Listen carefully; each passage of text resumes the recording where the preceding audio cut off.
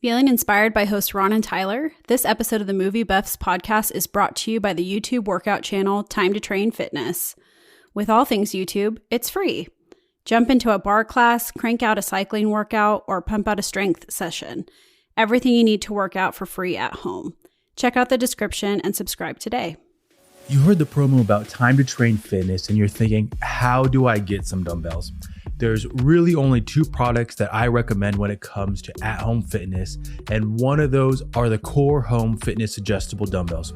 If you're already following the YouTube workouts, these are the dumbbells that I use, me, Tyler, and you've probably seen me adjust them between the weights super fast. Along with adjusting quickly, they go from 5 pounds to 50 pounds and feel great in the hands. Head to the link in the description and grab yourself a pair.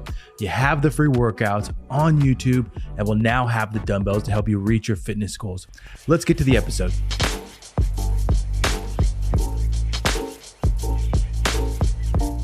Welcome to another instant reaction episode in the MovieBuffs Podcast. My name is Tyler Valencia and I'm going to be going through Shazam, Fury of the Gods. Now, I saw this a few weeks after it came out. I originally had tickets to see it. It's opening weekend. I wanted to see it. I'll say that right now. I wanted to see it, which might not be the case for everybody. And I had to postpone it because my wife was out of town and she wanted to see it as well. So just pushed it back a few weeks. So this episode, as always, instant reaction episodes are spoiler free. And I'm going to talk about a few things, cast and crew. I'm going to talk about the summary.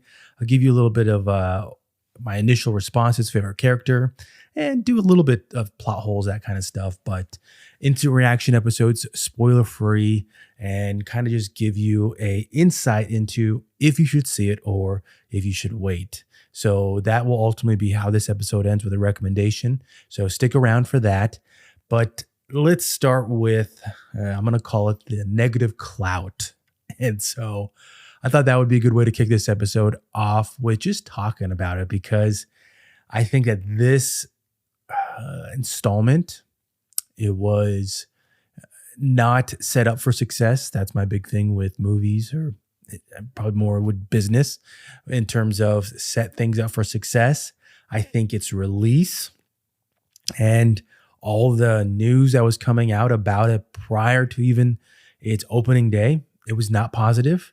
I think that the whole James Gunn, Peter Safran taking over DC, that news hurt this installment. And I'll say right now that I'm actually very excited for that, the takeover, or that's happening right now and what's going to be coming out moving forward.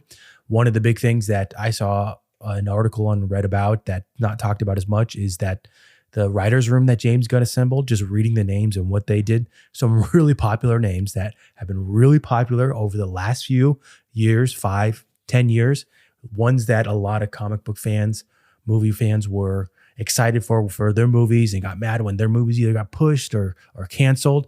So there's some big names in the writer's room moving forward for DC that I think a lot of people should be excited for. And but getting back to this negative cloud that's been surrounding DC, and it's for good reason. I think that the content that's been released, it's been subpar. And I mean, we heard about the post-credit scenes that were being swapped out and ones that were being replaced. We also heard about the cameos and all those being altered. So that kind of stuff coming out, it didn't help the release date. And I think it really did set it up for what it's seeing at the box office right now. It's not getting the numbers that they were hoping for, but I think that if you are a fan, and I'm one of those, and I've joked about it in previous podcasts, that I'm someone that I like to see content from characters that I like. I know that things can be made better. I know that some things are just not good in general, but I want to see things get better. I think that's the optimist in me, that I want things to be better, get better. And I think that the past has not been good for DC, but you can only hope that it gets better. I don't think that petitioning or doing any type of negative runs at DC is going to help. I think that you just got to hopefully be optimistic. Of course, we joke about it in the podcast.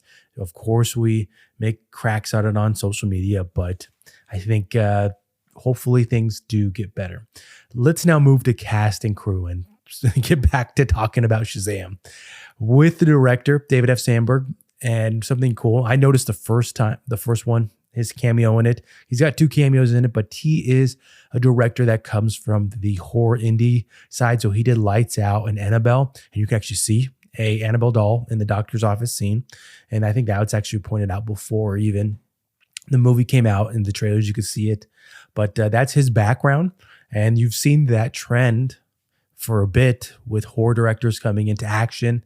And maybe that even translates to what I talked about in my instant reaction episode of Barbarian. Just the quality of movies that you're seeing in horror and that kind of transition to they make good movies. Well, let's see if they can make a good movie with action. And so that work maybe with CGI, with the acting, and maybe working in an environment where you're basically getting actors, you are directing them to respond to imaginary things. Maybe that's another element of it. I'm just thinking on my feet there of why maybe, but that's his background. And I think that what he was given was wasn't good, but I'm going to talk about that more. I'm getting ahead of myself here. But cast now, let's move to cast. I honestly feel like the cast was bigger this go around. And I think a part of that is that the characters that are the adult versions, they're not just making cameos. They're now actually a part of the film. They have actual lines more than just a few sentences. So I think that made it seem bigger. But some of the big ones in it, Zachary Levi, Shazam, Asher Angel, he plays Billy Batson, Jack Dylan Grazer, Adam Brody, Lucy Liu, Helen Mirren, and Digimon Hansu. So big returning, but the big ones being Helen Mirren and Lucy Liu as the additions for this go around. A quick promo break here in this episode. If you've been a fan of our podcast, you've probably already heard me, Tyler, one of your hosts, talk about the Naboso insoles. If you are ever wondering about, what are insoles? How do they help my feet? Are they really useful? I got to tell you that I've been wearing these Duo insoles for probably a year and a half now, and I think they're game changers. If you sit at a desk, if you are on your feet, so basically anybody, for anybody in the world, they can really help with your health. If you ever have foot pain or if you have any type of issues with your feet, these can be a game changer for you. Hopefully, you take my word on it. You head to the link in the description, you buy yourself a pair, and you come back and you share it that, I actually bought those insoles and they actually do work. That'd be something that we'd love to hear, love to see, because that means that you're working on your health. That's it for the promo break. Let's get back to the episode. The IMDb summary of this. The film continues the story of teenage Billy Batson, who, upon reciting the magic word Shazam, is transformed into his adult superhero alter ego, Shazam. Not really a good IMDb summary there. When I copied and pasted it, I was like, this is not that good. But, and it says the film continues. Really not a good description of there. My summary of this would be, it's more of the family, we'll call it the Shazam family, and them learning their powers more, trying to work together. Billy's, his main objective is getting them to be family because he didn't have a family kind of thing. And at the same time, you have Lucy Liu and Helen Mirren's characters coming into the fold because they want the staff of Atlas back to hopefully release the powers and then, of course, do evil movie character stuff. That's really in a little summary, a Tyler summary, we'll call it. My initial walking out of the theater response, and this is something that my wife and I do every time we're walking out of the theater. She usually asks me, or I ask her, and then she asks me back without even saying anything, what my response, what did I think? And we usually make a joke about it. And it's our initial thoughts. Like, what do you think when you're walking out of the theater, those first couple steps, walking back to the car? What do you think? What are your initial thoughts on it? because I know that each time as I let the movie kind of sit a little bit more, I message with Ron or I text with my friends that listen to the podcast and even watch the same movies, that you kind of change your perspective on it. Maybe you have a better, worse opinion on a movie. So that initial walking out of the theater response from me, that I said it, that I feel like the director, he shot the shit out of this movie. Like he tried his best. And I just think the story was really bad. I think it was a sequel story that wasn't that good. It was a Thor Dark World kind of story that, okay. But at least this director did a good job with the sequel. That's my initial response with that. I can also tell that they put a lot of money into it. They put a lot of money into this movie. The CGI looks good. It looks clean in general. I think that's a big thing of the evolution of potentially DC over the years, and all comic book movies, is that as they get more money, they put it into it and it looks better. So I think that was very apparent.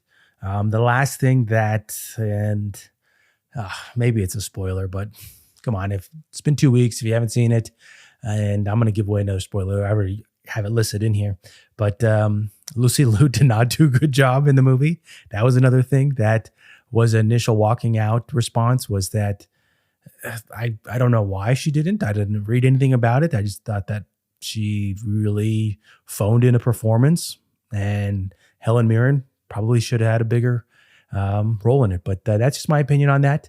My favorite character had to be Digimon Hansu, the wizard. He's funny in it. He has more lines this time. There's even some scenes where you thought that maybe he'd be gone, but he's still there, just cruising with the family. And I remember as a teen watching him in The Island. I think that was the first movie I saw with him, The Island. Not a good movie at all, with Ewan McGregor. And I think Michael Bay was the director of that.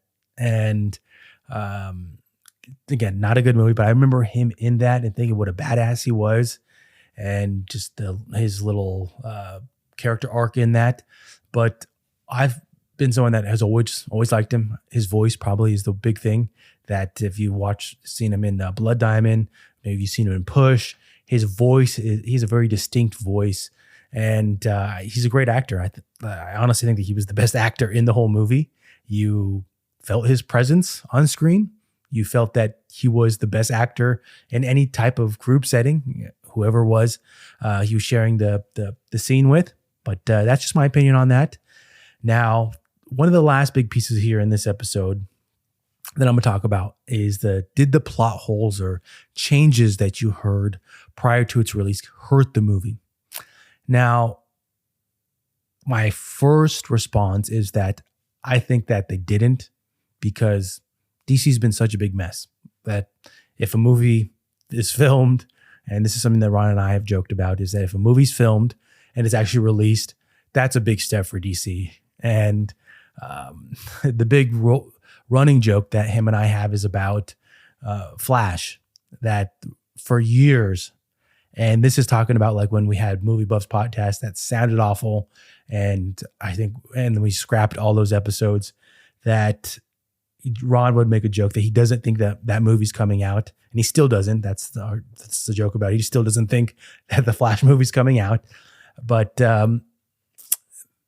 they've been such a big mess that as long as the movie comes out and you could watch it and you're not like walking out, it doesn't really matter. Does it really matter that there's plot holes or the changes that happened? So that's my first response to that. It had a beginning, had a middle, and an end. Starting to tiptoe here to try to make a point here, but I'm just going to move now to a different plot hole that I had listed, and that's that Mary Marvel is played by the same character. I thought that was one of the weird things, that like in the middle of the movie, you kind of just realize that she's the same, no matter if she has her powers or not. And your response would probably be, and this one's not a spoiler, because if you watch the trailer, You can see that she's the same character. You go on IMDb, the same character. And wouldn't you think that anybody in the city would notice that she's a superhero? But nobody does. And, the cameos now, that's the next thing I have on here, is removing the cameos. Now, I heard through the YouTuber that I watch that there's supposed to be some cameos during a big fight sequence, and they removed them to kind of remove so that there wasn't any issue with moving forward with the reboot that's happening with DC. So they removed them for that instance there. And I don't think that it changes the scene at all. Is it cool to see other members of DC? Yeah. But that scene in general, and if you want to know what scene I'm talking about after you watch this, I can tell you. Just message on, maybe just put a comment on Instagram or on Twitter, and I'll just mention which one it is. But they removed him out of a scene that I don't think it changes the story at all. It might make it more might make it more confusing that why weren't they there even more in the future? So removing characters, changing that story, not a big effect in my opinion. Now I do have I'll just say it's a spoiler. I'm gonna give a spoiler away here. You can either turn it off or fast forward maybe 30, 45 seconds if you don't want to hear it. And I try to keep these episodes spoiler free, but if you haven't watched this after 2 weeks, you're probably going to wait or probably don't really care about the content. So here it goes. Now, one of the end scenes is Shazam being approached to join the Justice Society. And that is one of the things that people getting mad about the reboot, stuff like that Shazam isn't going anywhere. His character is sticking around. There's probably going to be some elements of this. So not watching the movie, not supporting it, not supporting DC with this movie, I think that's something that is, it's not surprise. It's something that hurts it in the long run. That if you're a fan of DC, you should be watching Shazam because he's not going anywhere. They're going to probably switch minor things moving forward, but they wouldn't have swapped in an end scene like this if his character wasn't going to continue. So, and I remember seeing tweets about that, people trying to say, well, why should we see this? And even the Zachary Levi responding to some of these on Twitter, like, how do you know that I'm not going anywhere? Him basically even calling out that he's not going anywhere.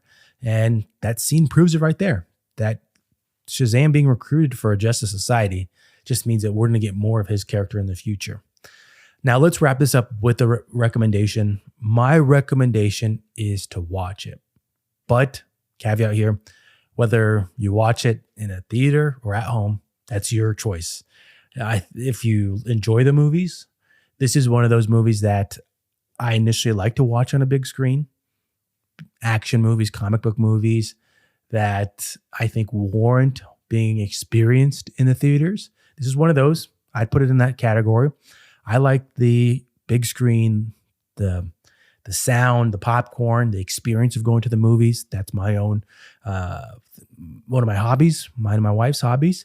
But if you wait to at home, yeah, I would still watch it. I think that giving it a watch, and especially moving forward, so you know what happened in this, and potentially you can make some jokes about it.